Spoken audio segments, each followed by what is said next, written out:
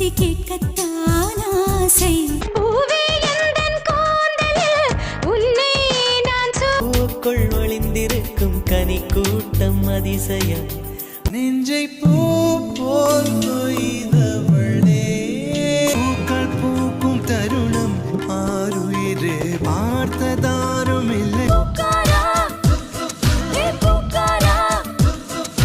பூக்களே சற்று ஓய்வெடுங்கள்.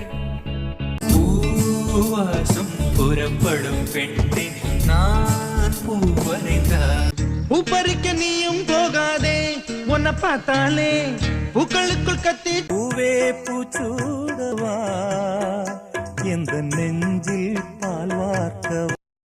பூப்போ சிரிக்கும் போது காற்றாய் பறந்திட